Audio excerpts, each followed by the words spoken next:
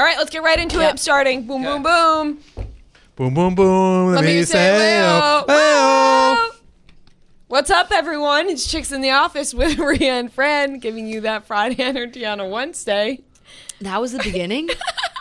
I wasn't quite sure if I thought it would we be were going to be live or not at that moment, and I like it. I'm glad. We're keeping the boom, Yeah. boom, boom. Let me hear you say way-ho. And we've been jamming out for 10 minutes just to like get the energy up, get rolling. It was a long night last night, just in terms of time with the 3-hour episode. It was a long day for your gals, Rhea and Fran. Yeah, long Monday. Like 8 a.m. to midnight on Monday. Yeah. So we've been cooking for a while, but we're back in here today to talk about the finale of The Yes, we Bachelor. are. It has officially come to an end. We realized we did cutting stems for our 22nd week last night. So congrats to the both of you. Congrats to Noah, and myself. And congrats to Noah, who crushed it. He did a great job for, The opening slide 22 was weeks. wrong, but that's okay. Yeah, honestly. It was? Yeah. Oh, was. yeah. Yeah. That's okay, Noah. I wasn't I'll going to take the talk blame. about I'll that, take the but- blame. No. It was Noah and the control room here at Barcelona. They did such a good job. Plus, this season we got the new set and everything. It was very legit. Felt very good about it, and had a ton of fun doing it. But yeah, it was having the back-to-back seasons was a lot. It was a lot. We're going to have a little break now and then go into The Bachelorette, which I think will be around May. Also, our new studio is Poppin'. It's cool. Popping. Popping. It is. I would have cut the G off and just did poppin'. Yeah. But Poppin'. that's okay. Popping. But I really wanted to go full After the end. it's popping. It is awesome. Yeah. I can't wait for everybody to see it. We're not going to post any pictures or anything yet until Waiting for it's its- officially yeah. done. Yep. Like, it's done, but it's not officially done. Yeah. And I would say in about 2 weeks, I think will be the time hopefully everyone could see it. It's so cool. Like, Yeah. I was in it before and I was screaming. It's like, this is so cool. So I think everyone's going to be super excited about that, and we'll have a lot more fun things coming along with that. And we'll have to figure out a show to do with Trent every Wednesday that doesn't have to do with The Bachelor or Bachelorette. Not every Wednesday. We can't hold him to that. Yeah, but yeah. we're going to need something because people are going to be, We'll mix in Trent every once in a while. every once in a while. I'll come back whenever you guys want me. Thank you. We appreciate that. Absolutely. I love doing the show. Oh, we love having you. Yeah. All right. I think I love when we talk like we're not friends. Yeah. Right. Like, yeah. Right. Yeah. Oh, thank you so much. thanks. For Oh my joining the gosh. show. Right. Thanks for joining us. Thanks for doing this with us, Trent. Talk to you at the end of May. Yeah, that's nice. Okay, let's get into the Bachelor finale. 3 hours. Buckle on up, everybody. This recap won't be 3 hours long. We all know that.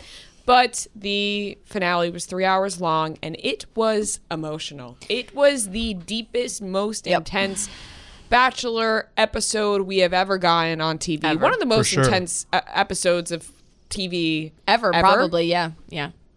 When it comes to reality television, Reality TV, for absolutely. sure. Yeah.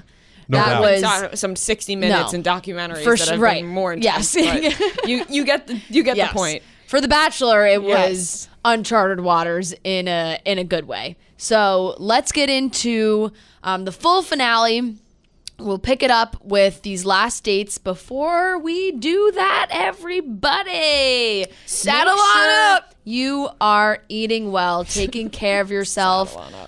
We almost had the trifecta healthy living ad read come around this time. It's okay. We're almost there. We were almost there. But we're still talking about Trifecta Nutrition. It's the best meal prep on earth. All their meal plans are created by chefs and nutritionists to help people get into the best shape of their lives. Meal prep is hard. I don't know if you've ever tried to meal prep. It's tough. Coming from someone who, one, doesn't really like to cook anyway, having to do like all your cooking at one time, and then you package them for every day, you seal them up, you put them in the Tupperware, you put them in the fridge, you said you get your whole week ready to go. That all sounds like a great idea, but actually having to do it yourself can be a massive pain in the ass. So Trifecta makes it easy for you because they just send it all right to your door. You don't have to suffer to eat healthy. It's so convenient. Like I said, you don't have to spend those hours meal prepping because it's sent right to you. You can stick to your nutritional goals. Their meal plans have precise macros that people need to gain or lose weight and meet their physical goals. It's science-backed nutrition, so all of Trifecta's meals follow scientific nutritional principles. It's also great food. Tastes delicious. It's never frozen. Organic produce, gluten-free. It's fresh food, farm to fork supply chain. It's also fully cooked, so you get it right away. You can pop it up, heat it up, you're good to go. It's the meal prep that elite athletes use. So, you know, you want to get to that level, you feel like, you know what? Queen. I want to eat like the pros. Yeah, you do. Yeah. Then this is what you should be doing. You can check it out and shop meal plans and get 40% off meal prep with code CHICKS. Go to trifectanutrition.com/chicks for this exclusive offer. Once again, that's trifectanutrition.com/chicks, and you can get 40% off meal prep with code CHICKS. Nailed it. Okay. Thanks. The show started off with some. It was very ominous the whole time, I would say, just like the finale. Like there wasn't, and you know why? Also because there was just sad music playing the whole time. It felt like the Grim Reaper was going to come out at any point. At any time. And they were having nice moments. You know, Matt and Rachel got to meet Matt's mom and Matt's brother. And normally in the finale, like, those are longer dates. Those are longer conversations. Matt, Michelle, and that whole date with the parents, Matt's mom and brother, was 15 minutes. Like, it was, it moved very quick. So it was like, okay, there's clearly a lot of other stuff that they have to get to. But Matt brought Michelle first to meet his mom and his brother. And they had what seemed like a lovely conversation. I can't imagine any mom out there not loving Michelle. Yeah, and Matt's mom is great. Yeah. I thought Matt's mom and Matt's brother were great. Matt's brother was maybe my favorite person of the night. Just, he was no bullshit. Like, he wants to know if these women are in love with her brother, and he had his questions prepared for them. His brother. Yep. What did I say? In love with her brother. His brother. Yep. That's what I meant. You got it. Yeah, and then Keep going, King. Yeah, he had his questions all prepared, and one of them, which was a very good question, but a funny one to hear, was, "Are you ready for true love?" Yeah, and it's just, you know, he clearly wants Matt to find the right person, and his brother. I keep saying that. His brother. You got it, King. Veronica. Veronica. It's just, you know. And it's one of those days. Yeah. All you guys got this, all right? Let's get through it. I just thought he had really great questions for the girls, and for it sure, was he necessary. came prepared. Very much so. He definitely came prepared, and I also think Matt's mom came prepared. Matt's mom came prepared to be touched by Matt on the leg a little too much. Okay, that's not right. That's not right. We didn't. You are right though. Like that. Yeah. It's. I didn't say it appropriately. There was a moment where Matt was rubbing his mom's leg, like in the upper leg area, where it was like, they have a very close relationship, obviously. Yeah. Which is very nice. And this is not a knock on their relationship at all. But I don't really feel like a lot of kids rub their mom's leg like that. You guys both looked at each other at the same time last night and both saw this, and I unfortunately missed it. And then I saw everybody on Twitter talking about it last night too. Oh, because I was like, Trent, you rub your mom's leg like that? Yeah, it was. And no. Yeah. Exactly. And I feel like, you know, they do have a really close relationship, and I don't want people to think we're knocking that, because I do think it's not really, at all. They have it was a very comforting gesture. And they are very close. So I get it, but it was just like, it's something you don't usually see. You don't usually see it, but they are very close. So we just had to point that out, though, because I know people would have been like, how did you guys not mention for sure. Matt and on Twitter, his mom's leg like that? Yeah. But I will say she did do a really great job of being the mom in that position. Obviously, for Pilot Pete season, no bullshit. We saw no bullshit, but in a nice way.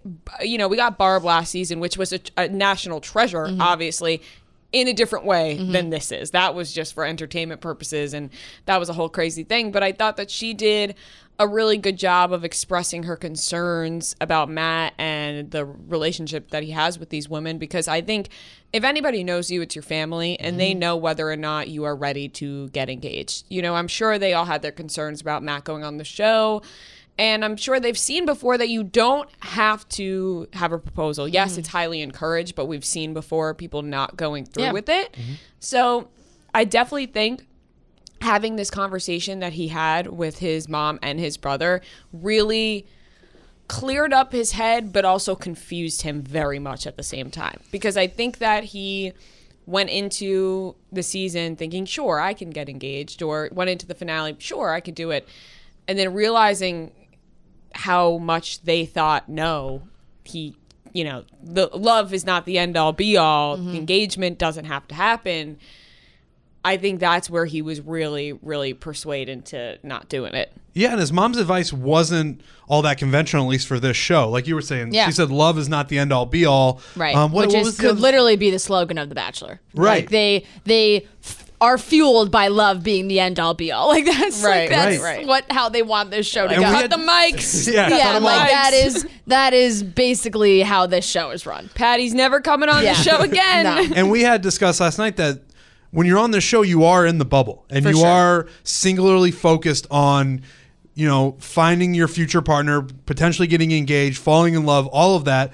And they tried to get him. They sent in the big guns. Yeah. They very much did. Neil Lane came in there, a man on a mission. It's probably refreshing to Matt to have someone from the outside, in this case, his mom, be like, it's not everything. It doesn't have to be everything. Love is not the end all be all. And it just sort of, you're right, it cleared some things up, but it also confused him. Absolutely. And credit to Patty as well for just being as vulnerable in this moment as she was, because not only she cried with Michelle, she cried with Rachel, because it was very they were really getting into their real life. Hearing her talk about with Michelle how when Matt would always gravitate towards these big families with both parents are married and lots of kids, and that would break her heart. And then having her speak to Rachel, and they were connecting on their faith, and both of them were crying, and it was all very emotional. So it didn't seem like it came from a place of these women aren't the right choices. Right? Because I feel like she really liked both of these girls a lot. It came more from, it seemed just like her own feelings towards probably the idea of marriage as a whole. And yeah, she definitely hit Matt with some big, feelings come and go. She said, love is not the end all be all. And so, and it definitely was also okay, these are great girls. We like them, but, just remember you're on a TV show and maybe you don't need to actually get engaged, which it bothers some people. People get pissed. They say, why would you sign up to be the Bachelor if you're not 100% ready to get engaged at the end of this? But feelings come and go. You could think going into this, yes, I am absolutely going to get engaged. I can't wait to find my wife. And then you get to the end of it and you're like, I'm not ready for this at all. I've learned a lot about myself. I think Matt learned a lot about himself in relationships and how he is with other women and opening up and being more emotional. And it's okay, I made strides. I made steps in the right direction, but I'm not ready to jump to proposing. I'm sure that people who get mad that there's no proposal, I'm sure they exist. I don't think it's a very large number. Or maybe I'm gauging it wrong, but the show clearly wants people to get engaged at the end of this. Of course. That's when they bring out the big guns and say are you sure? What are you thinking in this moment? But at least for me as a viewer, I don't care if they get engaged or not at the end. It really is, it's not a make or break for me. If where it ended up at the end of the actual episode, not the after the final rose, where Matt and Rachel were Matt was basically I don't want to get engaged right now because I'm not that far along yet, but I still really like you. And I'd like to leave here with you and see where it goes from there. I'm more than fine with that. I'd rather have that than an early proposal like Pete did with Hannah Ann, and it just completely melts down. For sure. Having that situation is far worse than what happened with Matt and Rachel, where it's all right, we're together at the end of the show. Let's leave here together and see what happens.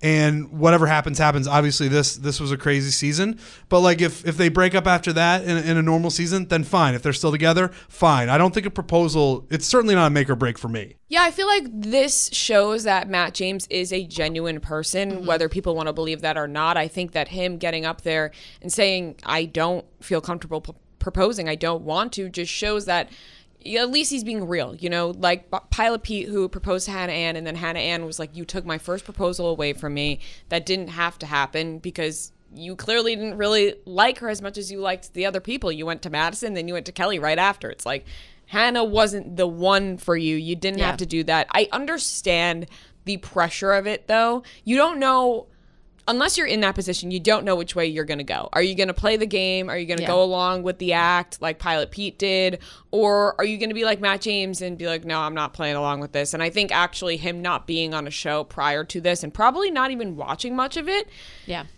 is why he did that. Because I think if he was like a diehard fan, he's been on the show before, he would play the game. But you have it in your head that like America's gonna hate you if you don't propose. Right. And I think he was just like, I don't really care. And I think actually we saw a lot. The theme of the episode was really how Matt did not want to be like his dad. He kept saying he doesn't want to do what his dad did to his mom. He doesn't want to do what his dad did to his mom. And I feel like that's something that Matt needs to work on. Obviously, this is an issue in his life that he now feels comfortable talking about publicly, but is also very prevalent in his life every day, probably. That's why he said he's never felt this way about a woman before. He doesn't allow himself to get this close to people because he's afraid of messing that up. And he knows what it's like to grow up that way, so he just doesn't want that to happen. So I feel like we got a major insight to Matt's life, more so than we ever did throughout the season, because we know that we all felt like he didn't really share much. Not sure if that's the editing, but we learned a lot about him last night. And what we learned, I think, is that he needs some more time to work on himself and his family problems. He's got some commitment issues. Before he commits himself to somebody. And I think it's very smart of him to realize that. And none of that stopped them from bringing Neil Lane out. No. None of that. None. They were like, look, Neil's been quarantining. We got to bring him out. Like, this guy came here. And Neil Lane knew all that, and he was still like, I'm not going to make you take a ring today, but we're going to pop open this briefcase and you're going to take a look at him. And then Matt obviously took one with him, but Neil Lane, you're right, they had him quarantined. They're like, we're going to use him anyway, so you guys have to have this conversation. Yeah, we'll talk about him in a little bit too, more, because I want to talk about Michelle and how, you know, her time ended on the show. I do want to say though, what I was thinking too, you know who was like really the real winner. I almost said the wheel winner. The wheel winner? The wheel winner. Sound like fucking Wonder Pets. The real winner of this season was the Nemacolin. The Nemacolin like looked fantastic. And I just feel like I'm when glad people we learned how to say it too. I know. I know. When people are ready to travel and to book their vacations, like I feel like so many people are going to look to go to this place, because not only did we get the beautiful fall scenery at the end of Michelle meeting Matt's mom and brother, it was like this beautiful snowfall. The three of us should take a road trip in the fall. Oh my to the God. That'd be great. It was stunning. Pennsylvania. It's only beautiful a few states snowfall. away. Right, They had Matt and Michelle rappel down the side of the building. Which was preposterous. Let's pause on that. The building looked beautiful though. It did. It was a great. That's what I'm saying. The winner here is really the buildings. Yeah. It was a great way to show off the building. And I'm the biggest foliage guy in the world, but just watching it progress, and like you're saying, in the snow. The snow was stunning. Fantastic. We debated watching if it was real or fake snow. That's how beautiful the snow was. I think that snow last night was real. Real snow. It was on the ground. The cars were frosty. Yeah. Yes, but there was a point in the season when they were on a one-on-one date at a private concert where the snow was crazy fake. Yeah. But last night it was real, and it was beautiful. No, that was some real ass snow, and it looked really very nice. Michelle got their final date.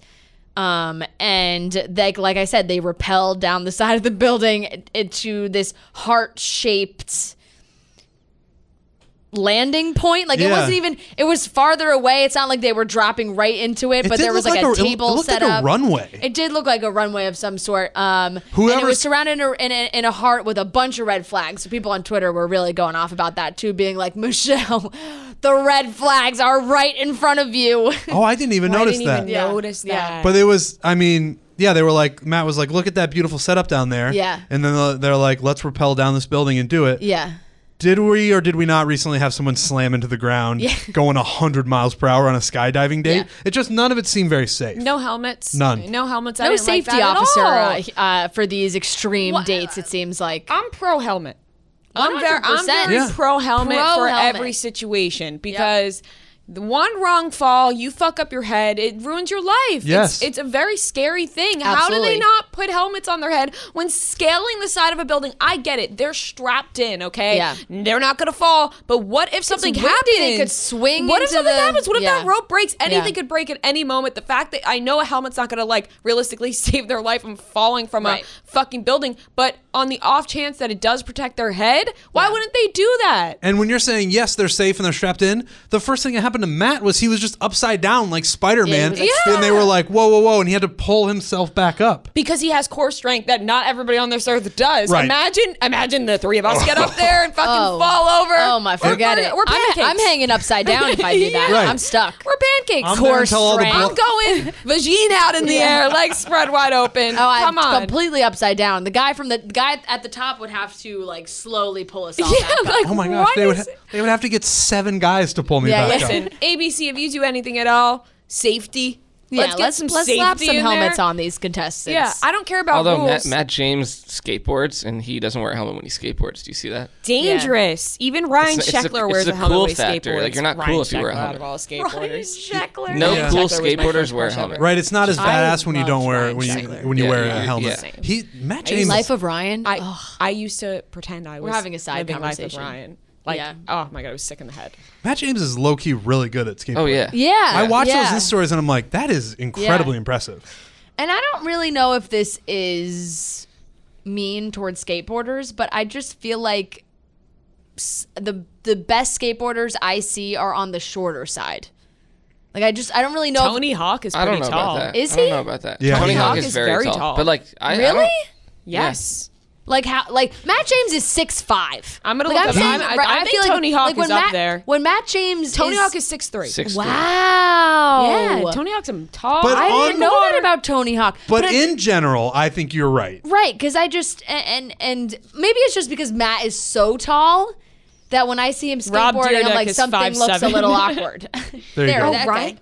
Oh God. Ryan Sheckler's short. Ryan Sheckler's 5'7". I don't Yeah, think yeah. I don't think you have to be short to be a good skateboarder. No. I'm Bam not saying Margera, it's 5'8". I'm not saying it's a prerequisite. You don't I'm have not to, saying but you it- have to. it But I'm certainly I'm seems just like- saying I've never really seen a super not like tall a- not like human really tall. being able to like do the shit that The Matt world's James is doing on a tallest skateboard. skateboarder is 6'7". Matt James is almost there. Like at Oh least my in- God, the average skater is 5'3". There you go. And well, that's for female. I was gonna say 5'3". what? Yo, I could be a skateboarder. Yeah. But like, to at least in my eyes, like I didn't know Matt was a skateboarder like that. And when Yeah, I pop yeah. on these Insta stories, it seems he's to me doing like real he's just shit. like got on a skateboard and was like, I'm gonna be really good at this right Yeah, away. yeah. Because it's very cool. Kind of like Justin Bieber. Justin Bieber just pops onto things and is really good at it. Justin Bieber's a natural He's born like athlete. At everything. Yeah. That- I could talk athlete, about talent. his athleticism You all said day that long. so confidently. No, you were ready for this Hockey, conversation. basketball. He's But so I think good at there's everything. like extremely a athletic. Vladimir Putin aspect to it where like Yes. people who play with him are just gonna let him be good. Like they're not gonna try hard against No, Bieber. but when you know Justin what I'm saying? Bieber hops up on No, a tricycle I- and can, or not, what is it? The one hand.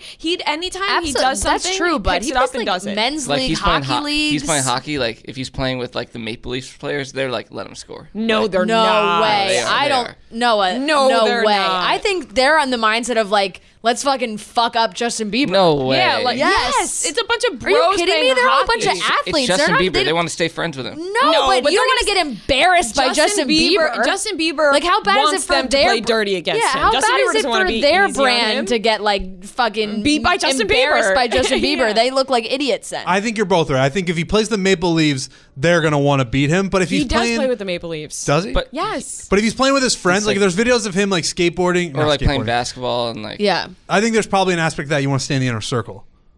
yeah. Maybe not with the Maple Like Leafs, but no, with your friends. I've seen a video like Nigel Houston. He's one of the best skateboarders, and he's friends with Bieber, and they're skating, and like Bieber does something that's like clearly not that good, and they're like, whoa, like sick. Because he's not a skateboarder. Well, I mean, that's different than I'm talking about like basketball and hockey, much more competitive. Skateboarding, you just give the kid the props for doing the don't trick. don't worry. They don't know about Justin Bieber's talent like we do. No, they just don't. Let's Natural move back born on. athletes, like I Helmets. said. No helmets while they're scaling the side of the building. Red flags everywhere. Why they put the red flags there? Because they knew. They knew. I think that's a little another trick by the little producers. subliminal, just like sliding that in there. It was heartbreaking though to watch Michelle. It sucks because we all knew it was coming. Like you said, Yeah. at the beginning of the episode, it just felt like the Grim Reaper was waiting for us because we knew it was just like, okay, Michelle's going home. It's just like, when is it going to happen? Yeah. And it unfortunately happened after she gifted him jerseys from her school that had Mr. and Mrs. James written on the back of them. It was tough to watch. Yeah. Felt really, and you could see sad. because Michelle's great. Yeah. But as Michelle was leaning over the couch to grab the bags that had the jerseys in them, Matt, there's that screenshot of him just like, oh man, I probably should have broke this off earlier because now we're gonna have this thing where she gives me a gift and it's jerseys that say Mrs. James, and then I'm gonna have to send her home. You know what also was really sad about this? There's some breakups that you watch on this show and you're like, all right, TV breakup. You know, it doesn't seem like feelings are that hurt and it's just like, okay, I'm moving on. It is what it is. This felt like a real breakup. Like hearing Michelle say, like, am I supposed to fight for you? Rip my heart open because that just feels like something you would say to like your boyfriend or girlfriend that you've been in a legit relationship with that's coming to an end and you're like, I care about you so much. Like, I want this to work. Like, am I supposed to fight for you right now? Am I supposed to fight for this? And unfortunately, Matt he's like not in love with Michelle, just was not fully there. So Michelle was sent home. And it did fuck up Matt. It really did look like this was the one time we saw him break down. We have been guessing this whole time, right? What's he crying about on the sidewalk? What's he crying about on the sidewalk? We didn't know when that was happening. We thought it was his dad. We thought it was something else. We thought it was something about Rachel maybe. But it actually ended up just being him breaking up with Michelle and kind of having, I feel like, the reality of what was going on set in. Because I feel like it was maybe easy for Matt to compartmentalize. Is that the right word? Compartmentalize. It sounded like you were about to say compartmentalize. Compartmentalize. Compartmentalize. Yes. Yeah, I feel like I said carpet. Compartmentalize. Yeah. Like his different relationships where Rachel has just been one track. Definitely. And the other relationships he's kind of been able to put off to the side a little bit. And then I think him seeing how Michelle reacted to that breakup fucked him up more because it was like, oh shit, like this is very serious for these other people. Right, because Michelle... That's really what seemed like worried him, right? Yeah. Like when he was sitting with Chris Harrison and talking, he was like, I don't want to like have these women have these expectations that aren't gonna come. So to me watching it was like, okay, I feel like Matt is now realizing that these women are taking this extremely seriously, and maybe he's just not as far along as they are, and that's like, oh shit, like I'm the Bachelor now. Right, because Michelle's seemed pretty blindsided by it. Yeah. And Matt, I think you're right, realized that for the first time where it's like, oh yeah, this is very real. And I know they're on a TV show, like how blindsided can Michelle be when there's clearly another girl, whatever. But like they just get so focused and you're focused on this relationship. And I think you're right. Sending Michelle home it hit Matt really hard. Definitely. It was sad to see him cry. Yeah, we saw him cry a lot last night during the finale, and I think it was very emotional overall. Yeah. Obviously, Michelle being sent home was really sad because I feel like everyone was rooting for her, but I think everyone had a feeling where it was going. And then we saw him not even want to have the date with Rachel. No date with Rachel the next at all. day. No date with Rachel at all. I think weird Chris clearly, Harrison moment. Yeah, very weird Chris Harrison moment. Hand on the door? Hand on the door. Arm on the door. Arm on the door. Hey, what up, Rachel? Hand on the door. She didn't get the date, and I feel like he knew he was going to pick Rachel, so that's why he didn't need the date. He said, why are we going to go through this? Right. But sent a note, meet me at the lake. They met up, in which which would be a proposal, meet me at the lake, was strange. It was a strange note, seemed murdery, whatever. They get to the... You need answers. Yeah. Meet me at the lake. Yeah. And this is where usually the proposal would take place. They're both dressed up like it's going to be that way. In an area that I'd never seen anything like it before. Like an outdoor living room.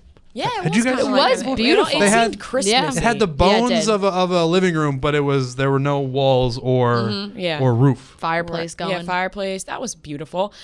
But Rachel, she poured her heart out. I thought Matt James was then going to change his mind and propose right there, but he said, I don't want to propose, but I want to leave with you. And that's where they left off. They left off happy. And then we all know what happened after this happened. And it was just a straight downhill battle. And last night we got the answers we wanted. We wanted to know if they were still together. We wanted to know what happened after.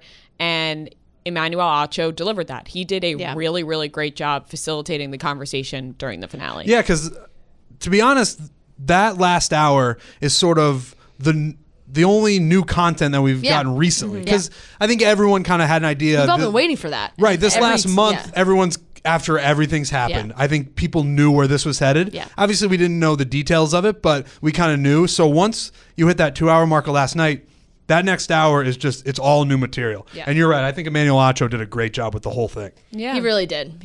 Especially, this is not, he's never done this before. He's never hosted The Bachelor after the final rose. This is not anything anybody else has done before besides Chris Harrison. So I feel like people were like, oh, it was a little awkward at times, whatever. Of course it's going to be a little awkward at times. It's his first time doing it, but he really nailed it for his first time. He did a great job.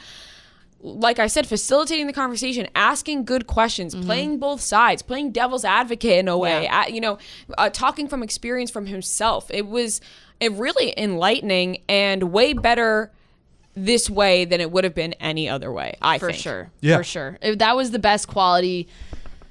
That was the best product they were going to put out for a after show after the season that just happened. Right. We can get into the full after show. Gonna take a quick break and talk about how cute I look today. Oh my God, you do. Just so damn cute. And most of it so cute. Is because of my leggings. Pop I've got off. Yeah, show them off. I got my Booty by Brabants on. Yeah, you do. Purple. I'm just like this little purple gal today. Very It was a lot of different color. shades. Yes, Easter. We're all very spring colors. But I've got my Hop East.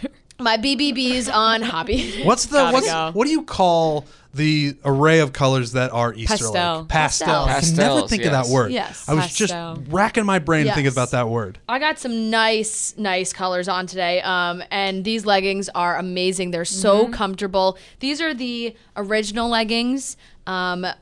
We just got some new ones, which are so great because I think this color is like stunning. It's if you go online, if you go on their website, it's the original leggings in the Amorzinho color. Oh, that's a little Portuguese for you. You nailed that. I think I practiced it before. Pop off, though. I practiced it before. It's because their leggings are made in Brazil. Gotcha. Kelly, their founder, she is Brazilian, and so this is her baby, her company, and she has put like all of her love, sweat, tears, everything into this product. Truly the best. Yeah, she has created best leggings ever. Legging that is so amazing. It's for every woman out there. It's a universal legging. It's it's just everyone can wear, and it's one size fits all, which is great. You don't have to worry about kind of like either, people stress so much about going up a size or going down a size. Yeah, you can always wear these leggings. I love that Rhea and I can both wear them together. We can swap, we can share, whatever we want to do. You get this color one day, I get it the next. Yeah, exactly, which is fun. They also have their Curvy Girls collection, which is great. They're expanding their Curvy collection, which is designed to highlight and contour your curves, not hide them. So they are just an amazing company, so many different styles. And if you don't have their signature black Croco skin leggings, those are a must. It's their staple. You got to try them. They're durable. They last a lifetime. I have really been feeling the original ones. They're just like the perfect go-to everyday legging. You can work out in them. You can wear them to work like I'm doing right now. And honestly, it's been keeping me in a good mindset too, because I wear them to work and then I get home and I'm like, well, I'm already in the leggings. I might as well do a workout. So it's definitely helps in that way too. And you guys should get your leggings now. You can get them at bootybybrabands.com. We swear they are worth the investment. I've been getting messages from girls who are receiving their orders and have tried them on and are like, wow, this is even better than I expected, that they're loving them so much. So join us. bootybybrabands.com. You can shop now for 15% off using code CHICKS. That's BOOTYBYBRABANTS.com and use promo code CHICKS for 15% off. Okay, the whole after show, like we said, Emmanuel did a fantastic job. And yes, there was, and he did a good job because he did come out, he made a joke to start off with, obviously Chris Harris is not here. This is already the most shocking finale ever. Yep. And we'll say, because we didn't say this before, unbelievable move to put Chris Harrison as the voiceover guy into the. I don't know why they thought that was a good idea. If you're gonna have him step aside, you gotta have him step aside. Yeah. You can't say, hey, he's gonna step aside and then think nobody's gonna catch. Keeping his toes in the water. Right, like it's just,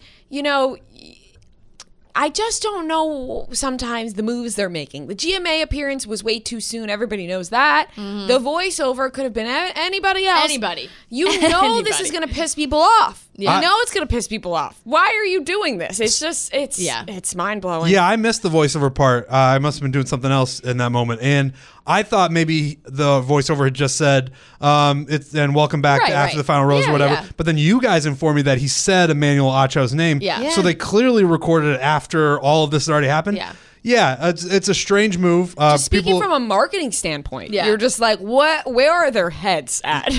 Right. If they're, especially because they really have sold this as an Emmanuel show. Like he's been everywhere all week, that he's hosting, that he's doing this. It's amazing. It's like, why not have him do it? It was weird. Yeah, it's just a distraction that seemed completely unnecessary. It was created a conversation around the after show that like they didn't really need, because the conversation should have just stuck on what was actually discussed. Right, because now the headlines are Chris Harrison voiceover during the after show instead of like Emmanuel Acho did a great job during the after show. Yeah. So he really did do a great job. We saw him bring out Michelle first, and Michelle got to open up and have her moments and speaking about what happened with Matt.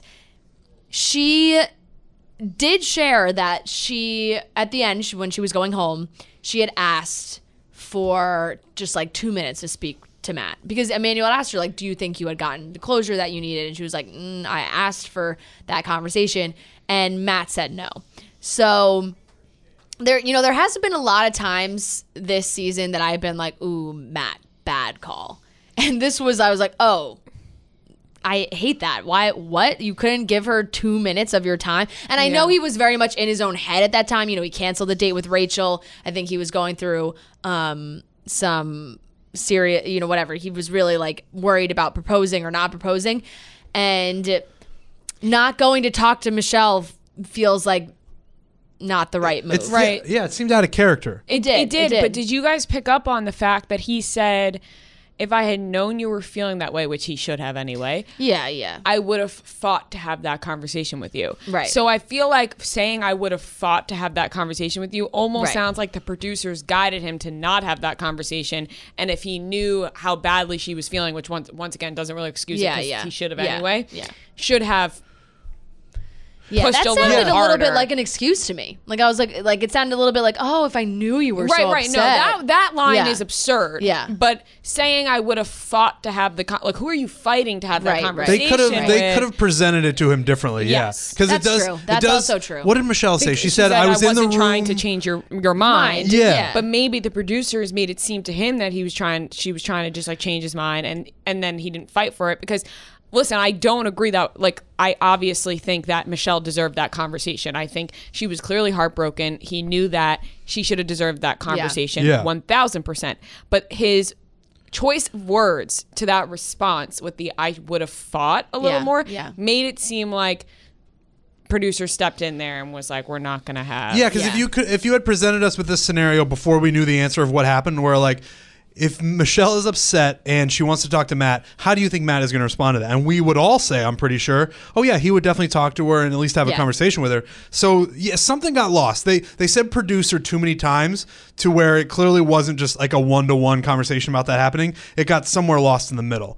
But you're right. Maybe, it just didn't seem like that's how Matt would react to that situation. And from the producer standpoint of this, right, they're all probably frantic because they want a proposal at the end of this. And they know that Matt might not be doing that. And seeing Michelle again might only confuse him even more. Mm-hmm. And I would guess, and this is the thing, he obviously canceled the date with Rachel, so it wasn't like they were shoving Rachel in his face, being like, Rachel, Rachel, Rachel. But if they were like, well, our only chance now is Rachel, like, let's just make sure he's only thinking about Rachel. That's also very possible. Yeah. You don't really know what's going on behind the scenes, and they can't get up there and downright say the producers didn't lie to me, because then they just blow up the show, and they're not going to air that. So for sure, absolutely can't do that. But he did get that chance to say to Michelle, I wish we could have had that conversation. But it did seem like, at least in this moment, Michelle got the closure that she needed, and now it's time for her to move on. We all, now we know she's going to get her Bachelorette season, but she also had a little roast of Matt too. It was like and Emmanuel said this to both Michelle and Rachel. It was like, this could potentially be the last time you ever see this person for like the rest of your life. Like, what do you want to say? And Michelle nailed it. It was perfect. It was like enough where it was like light and fun and like kind of jokey, but also serious. And to laugh and say like, hey, you taught me things that I do like and things that I certainly don't want in a partner. And I really hope you learn how to say something. What did he say? He's like, I hope you learn something other than just like saying thanks for sharing. And also learn how to kiss with your eyes closed. Yeah, learn how to kiss with your eyes closed. True. Yep. I forgot about that which is nice to know that. I mean, the girls were there, so they obviously picked up on it. But the one knock on Matt that we've talked about over the course of the season, we've all really liked Matt as the Bachelor, but his responses to some of the women when they share something with him isn't always like what they want. Right. It is always, thank you for sharing that, as opposed to maybe going a little bit deeper. So it was nice to see Michelle be like, struggles with his emotions. Yeah, he does. And he's been very upfront about that. But like, it was nice to see Michelle just be like, hey, when someone shares something with you, sometimes they want a little bit more than thanks for sharing that. Yep. It was a very funny moment. Yep, definitely. And so we saw Michelle again at the end, but that was what we saw with Michelle in the show. And it's interesting because I do believe that Bree was there. Like, I think Bree was at the taping. They didn't show but they just didn't air any of what went down between Bree and Matt, I guess. Because there was, like, I did see some written summaries of like the after show. It was like Matt Manuacho be joined by Matt and Michelle, Bree, and Rachel. So I think she might have been there, and they just didn't include it. Interesting. I really wish they gave us more of that show. Like, we debated when we were watching, like, when things would end. We didn't know if maybe they would cut the actual finale like a half hour early and give us 8 to 9:30 and then 9:30 to 11 after the final rose. But there was the traditional 2 hours and 1 hour. I would have loved to see an extra half hour of the it could have gone 50-50. Yeah, they definitely could have split it. But Emmanuel and Matt sat down, just the two of them, to talk, which I think everybody really was curious about what was going on with Rachel and where their relationship was. But this was the conversation that felt like very important for everyone to be watching, because it was, two black men on television talking about their own experiences and relating in a way that we'll never understand. And to hear Matt have these questions, from Emmanuel, to be like, hey, how did you feel going through all of this? First Black Bachelor, the pressure you had, the response that's come out after it. And it was nice to finally hear Matt talk about it in a way that felt a little more honest. I think in so many of his interviews, it's, it was amazing, great experience, loved it, loved being the Bachelor, kid, like, so happy I was the Bachelor.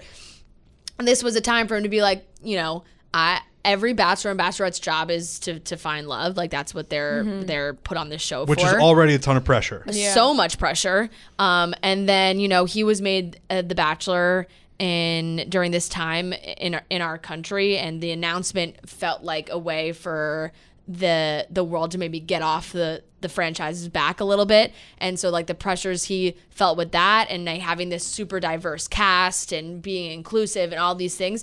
So just actually hearing it from him was nice too, because I feel like he hasn't exactly shared a lot of those feelings. Yeah, definitely. And I think Emmanuel was the right guy to do it with. Yep. We talked about it before. If it was Chris Harrison doing this, it would have felt disingenuous as a whole. Yep. We wouldn't have gotten to the bottom of some things. And Matt's not going to be completely honest, because Emmanuel's a guy who's not in the franchise. So when you sit down with him, I would imagine for Matt, it feels comfortable to open up to him, because they're trusting him to really tell his honest opinion, and trusting Emmanuel to ask those hard questions. And like you said, none of us watching are going to be able to relate to what they're saying, but I was excited to just learn about it. I was excited to listen to them and actually try to understand how they feel, because we're never going to get that, but they obviously feel a certain way that's important for America and everybody watching to learn about. So I thought it was a really good conversation they had. I thought that we learned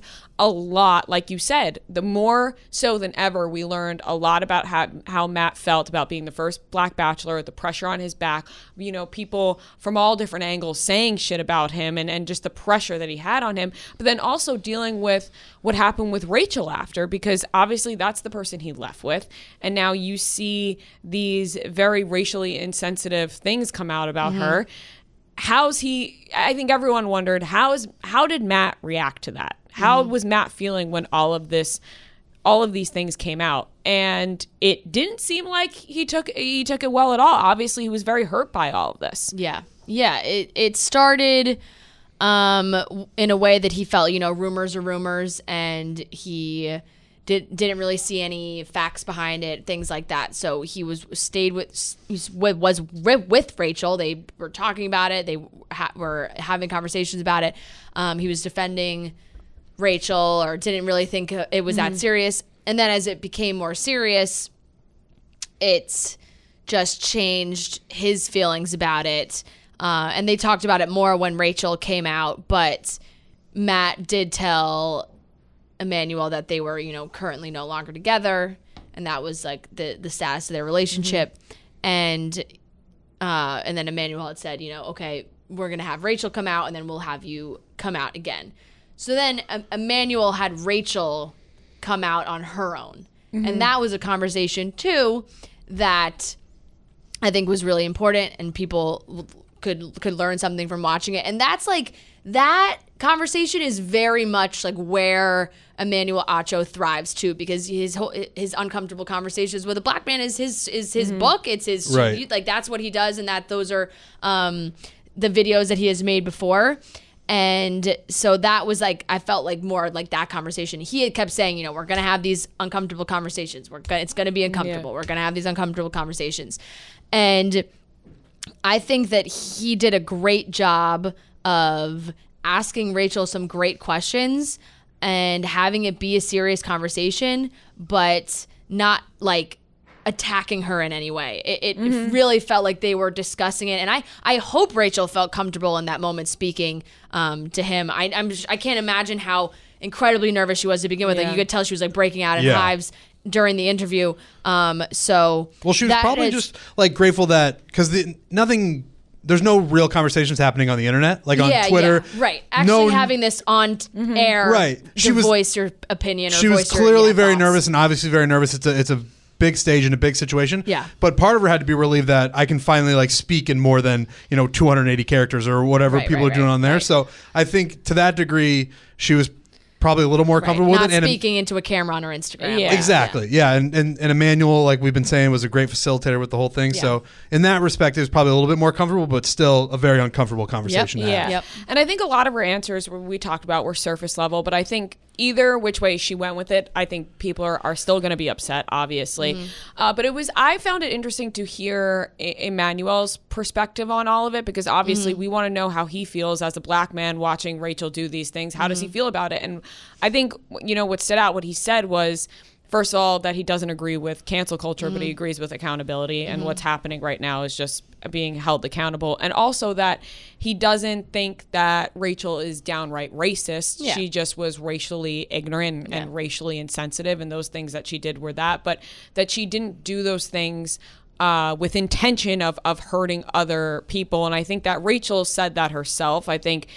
Obviously, I think she could have dove into it a little bit more, but she's obviously has PR people helping her, and she's going to stay surface level because, like I said, either which way you go with it, people are going to find, they were hurt. A lot of people were hurt by it. So I think that she was very honest when he asked, did you lie awake at night? How many days did you lie awake at night hoping that nobody was going to see this? And she said none, because she didn't realize what she was doing is she was with her friends. They just thought it was a party. She could have asked herself those questions, but didn't. So I thought that was honest. Definitely. And I thought it was, and like you said, I think the term uncomfortable conversation was brought up many times, especially by Emmanuel, who was hosting.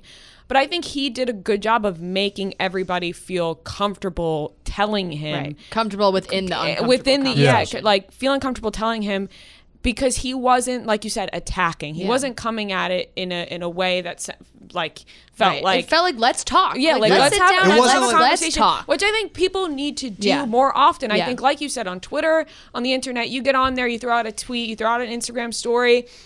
You just have a flood of people online giving their opinions, basically fighting with each other all over the place. Right. Yeah.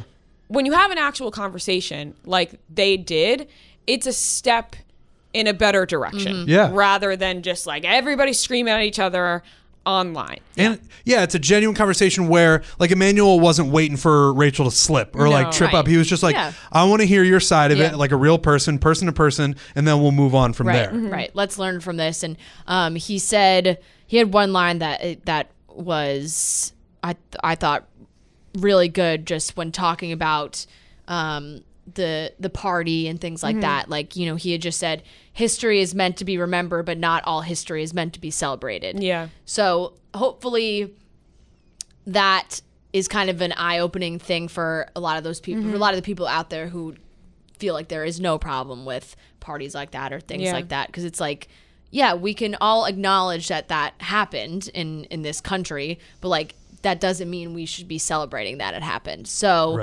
he really spoke to Rachel. I think Rachel... and he actually, explained what antebellum meant. Yeah, you know what I mean? Yeah, like, I think he laid out... He broke it down. He meant that's pre-war, meaning...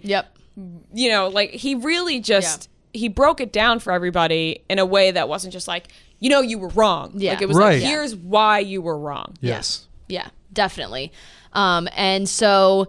and he also was very open with like, hey, do I think you are a racist? Like, I think these are racially, insensitive, racially ignorant actions.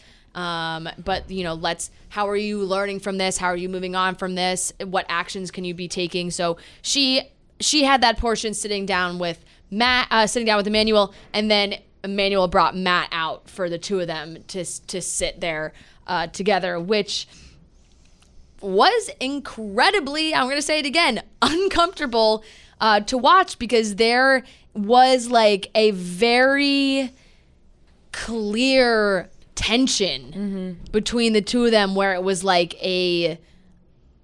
almost like a love-hate kind of thing, where it was like, you saw Rachel, go and grab his hand and try and like comfort him, and you could see him, what looked like Matt, being very uncomfortable in this situation, and at times like not even being able to form words. There was extremely powerful moments where Emmanuel just let Matt sit there in silence for a while. Yeah, and I think what we saw is what's going on, where Rachel clearly still loves Matt. Yeah. A part of Matt still loves Rachel. He says these feelings don't disappear overnight. Right. But there's obviously things that he just can't get past. So you're watching this. You're right. It's like a push and pull where, like, yes, we still have these deep feelings for each other, but there's just, things in Rachel's past that just obviously hurt Matt in such a way where he can't get past it. So it's just not like, oh no, I don't like her anymore, so I can just move on from this. It's very much not that at all. And it was heartbreaking to watch. And those moments of silence were powerful. Yeah. Yeah. And I also think, Matt stated a bunch of times that Rachel has to do this work alone. He can't hold her hand through it. He can't be the one to teach her, all the things. I saw some people last night in our YouTube chat during Cutting Stems being like, well, when you're in a relationship, you need to go through things together. Yeah. This is not that sort of situation. Right. This is, Rachel did things in her past that hurt Matt personally as a black man. Yeah. And he, as a black man, it's not his job to be like, here, let me teach you step by step on how to not be racist, Rachel. Like, that's some work she needs to do on her own. And I think that's fair enough. Obviously, like you both said, they still have a lot of love for each other, and that's going to be there. Yeah. But Matt, you can tell the pain. I thought you could really feel the pain in his eyes, in his facial expressions. When Emmanuel said, do you guys want to embrace one last time? That didn't happen. It didn't seem like, obviously, you can't blame him. He didn't handle it well. And that was very apparent. And Rachel said that not only did she lose the love of her life, she hurt him along the way. Yeah. And I felt like that was pretty honest as well. Definitely. For sure. So I think it was all around a crazy finale in a way that we've never seen before. But I personally enjoyed it. I'm not in like this was so fun. We had a great time. Yeah. I really thought that showing this on national TV on The Bachelor, which has never been done before, was so important. And I think everybody watching learned something. Yeah. I think you like we all said, we're never gonna be able to understand how these people feel, how Emmanuel and Matt and Michelle and how they all felt when this all came out about Rachel. Yeah. But we can all sit back and learn from it and listen to them and feel compassion for them. So I feel like it was a good finale, way different, but good. Absolutely. Very different. It wasn't like one of these endings where they're engaged happily ever after and that's it. Or also wasn't one was like, hey, we already broke up and it's over and like we moved on and you can sense that the love isn't even there anymore. Yeah. It was a conversation that they needed to have. Who knows if they will keep speaking or will speak. And that was kind of just how they ended it. And I think, I'm sure people have so many more questions and want so many more details of how exactly this went down between Matt and Rachel. And we're probably never going to get those answers. A lot of people, our viewers that are people of color, probably also have so many questions about where they go now in the franchise. Yeah, they saw this conversation happen, which was a huge step, but clearly everyone's saying there needs to be a change. Right. So where do they go in the future with this? Yeah, absolutely. It definitely opens up the conversation of like, hey, ABC needs to step up to the plate a little bit more in how they gotta vet people better, show, how they treat the people of color that are on this show, and hopefully grow in a direction that is more supportive and inclusive. And that kind of takes us into the Bachelorette announcement, big announcement. Before we get into the big Bachelorette announcement, I want to check up on everybody listening. I want to do a little check-in. Are you guys treating your student loans with respect? Are you? Or are you throwing them to the side, not paying attention to them, not caring where any of the money goes? Well, I think you got to start paying attention, okay? Right now, with today's low interest rates, it's a great time to refinance your student loans, and you could do that with Earnest. If you've listened to this show before, you've heard of Earnest before, so you could say goodbye to stressful student loan payments and take charge of your future with Earnest right now. Earnest offers a low-rate student loan refinancing, and you could check your rate risk-free in just 2 minutes. With Earnest, you get radically flexible payments, and you could pick your loan term. By refinancing, you can reduce your loan term, save money, or combine multiple loans into a simple monthly payment, which really helps with the student loan. So right now, Earnest is offering our listeners a $100 cash bonus. Refinance your student debt at earnest.com/chicks. Terms and conditions apply. Now, Earnest is giving our listeners a $100 cash bonus bonus, like I said, when you refinance your student loan at earnest.com/chicks. Once again, that's $100 cash bonus. Refinance your student loans at earnest.com/chicks. Visit earnest.com/chicks for more details. Terms and conditions apply. Earnest student loan refinancing made by Earnest Operations LLC and MLS number 1204917. California refinancing law license number 6054788, 303 2nd Suite, 401 North San Francisco, California 94107. Visit earnest.com/licenses for a full list of licenses in your state. All right, Emmanuel ended the show on some exciting news. Michelle and Katie are the Bachelorettes. And before everyone panics, which would have been, you couldn't think of a worse move for this show to make if they actually made these two women the Bachelorette at the same time. Oh my God. It would have set the earth on fire. I almost would have been like, I'm not even mad, I'm impressed. Like, it's like you you just keep really fucking up, don't keep give a doing fuck. it. Like, Keep that's doing it. incredible. Because they came out together and were like, we're the Bachelorettes. And for a second, your heart stops. You're like, oh my God, because we have seen this before. Look, at Caitlin Bristow, when she was the Bachelorette, people forget, there were two Bachelorettes. They had night one, the men in the house vote for who they wanted to be the Bachelorette. Ashley, right? No, her No? name was I was sure it was no. Ashley. no, Brittany? Brittany. Brittany. It was Brittany. I think it was Brittany. Brittany. Now that I think about it. Brit. Brit. Yeah, Brit. Wow, I can't believe that. Seems like 100 years ago. Yes, 100%. So, like, for a second, it's like, holy shit, they are not doing this right now. They are not. Katie is going to be the Bachelorette first. We're going to get her coming up in the spring, summer. I think we know that they're starting to film basically like right now. And then we're going to get Michelle in the fall. So they're each going to get their own Bachelorette season. And then hopefully we get Paradise in between. So we're getting just a lot more of this show in the last 36 months than we ever have before. So what's the schedule? What's it going to be? It'll be... It's the Bachelorette in May. Okay. Yep. Bachelor in Paradise in the summer. Midsummer, end of then summer. Bachelorette again in the fall. Okay. And then Bachelor after that. So I'm in. Normally we never get More Trent on the podcast. Yes, that is true. We're locking in Trent all year long. 2021. Yeah. We're gonna print a contract. Yeah. I'm in. Basically all year long. But no, normally before the pandemic, it was always The Bachelor starts January 4th, whatever, the first Monday in the new year. That goes. Then they do Paradise in the summer. Then they do Bachelorette in the spring, and then they do Paradise in the summer. Yep. And the fall is off. Football season. They don't. They don't compete. They just go Monday night. They don't really have the show on. There would always be a couple there towards the end of Bachelor in Paradise and football starting. People being like, "Why aren't you watching sports, man?" Yeah. Watch for sure. Barstool Sports. Yeah. I'm excited for both Katie and Michelle seasons. Yeah. I think they're two great choices. I think we're going to get two different personalities from each of them. Yeah, definitely. I also love that Tayshia and Caitlin are hosting. I think they're two great. I think that, once again, Tayshia and Caitlin have different personalities, and they're both going to bring their own thing to the show in a different way. And I love that it's two women hosting the Bachelorette season. Yeah. I think the Bachelorette having strong women to go to while they're going through this is going to help a ton. I think having Chris Harrison in that role, which he's done for years, it's obviously, but when you get hit in the face with it, when you get hit in the face with the fact that you've had this older man be the host during the Bachelorette, and he's more like a dad figure to them, and they can't really spill all to him. Yeah.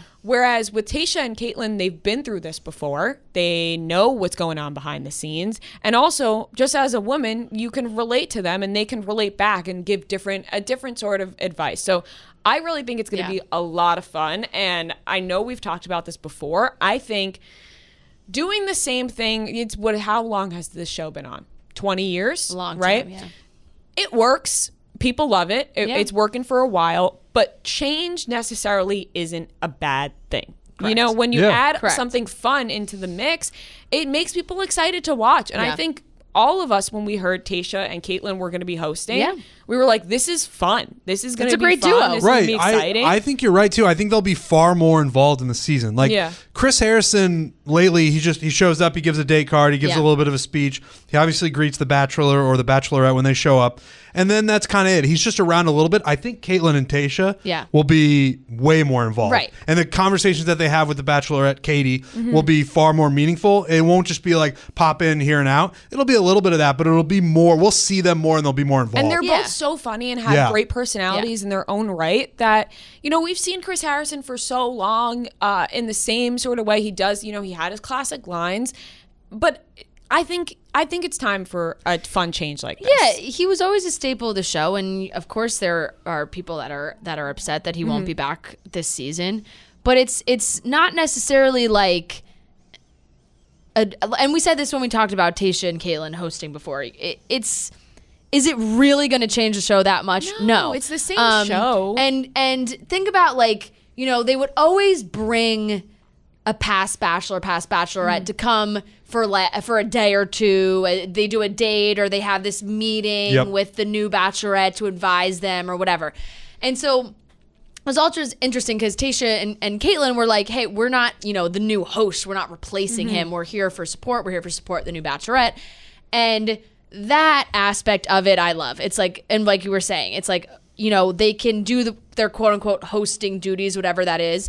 But on top of that, hopefully they are there as an actual support system to Katie. If Katie needs someone to go to or needs advice or needs help with something, hopefully Tayshia and Caitlyn are actually there to help her in those moments, from people who have been through this and know how it works and know the system, that they could actually be like kind of guiding lights, which is a nice thing that they should almost have like all the time. Yeah, and I think for both Tayshia and Caitlyn, I'm excited for them for both different reasons. I think Tayshia being the second woman bachelorette who is a woman of color, and now going from that to quickly being somebody who's going to be doing a hosting duty of some sort is really awesome. Yeah. And I think for Caitlyn Bristowe, who I think got slighted a lot during her time, you know, when she was the bachelorette and she got so much backlash for the whole thing with Nick Viall, and then you know, she wasn't allowed to do Dancing with the Stars. They didn't allow her to do that, and people were so obsessed with her and Sean too. People were, like, you know, and then she got shit for that. People, aka me, and I feel like she has, obsessed with Caitlyn and Sean. I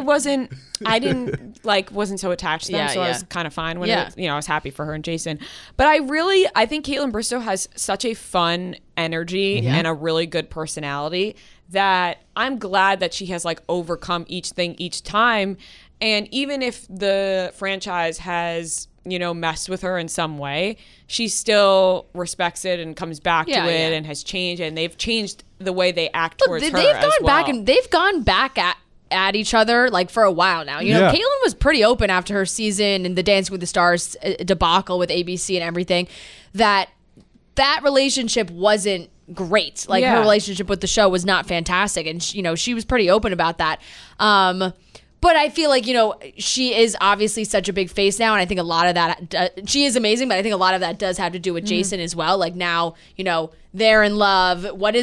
Love is the end all be all of this show. So it's like, she's also just done a great job of creating her own fan base as for well. Sure, you know, with her podcast outside of The Bachelor. So she has all that. So she has great insight on how this all works. A really great accomplishment for the two of them. I think it's really cool to see them in that role, and that they didn't just pick another guy. Yeah, I think that's cool too. Yeah, and people were like, "Oh, why wouldn't they get like a host, somebody from outside the franchise?" Which now, like watching Emmanuel Acho, I'm like, "I will give it to him." I would have been happy with him doing it. But I also understand going with Tayshia and Caitlyn, and I do like that they went with two females to coincide with Katie's season. And all we know as of right now that they're going to be part of Katie's season. Michelle's season will be in the fall, and we don't really, you know, we don't know yet. Katie, Tayshia, and Caitlyn seem like a blast in a glass. I gotta say, really they seem like they're three really women that I want to hang out people with. to hang out with. Absolutely, like, that's why I think it's going to be so much fun to watch. I think we've had back-to-back two pretty serious seasons in different ways, which was, I think, good for the franchise to grow from. But I think this season's going to be a lot of fun, and who knows, you know, who they'll have for the Paradise, who will host Paradise, who's going to host The Bachelor. Maybe, I think, Fran, you were saying this last night, or somebody was saying it, that they saw something about Tayshia and Caitlyn hosting The Bachelorette, and then maybe somebody will come in that's a guy and host The Bachelor, and then maybe The Bachelor in Paradise will be. Oh, I saw a rumor that JoJo and Jordan all the way. were going to host Bachelor in Paradise. Yes, so I they're saw that actually rumor. so they're Let's do actually they just announced it like today. Actually, they're not hosting Bachelor in Paradise. They're hosting some like dating show on TBS. Okay. It's called like the all right. Well, it's called The Big D, I think. Yeah. It seems like it maybe is about divorcees, like moving on in their lives, but they go to like this island with their partner that they are divorced from. This could totally not be how it works, but I just saw like JoJo announced it very briefly. Wait, hold on one second. Okay. They are hosting a show in Costa Rica. It's called The Big D. The show is all about love, healing, dating, and realizing that divorce isn't the end of your story, but just the start of the next chapter.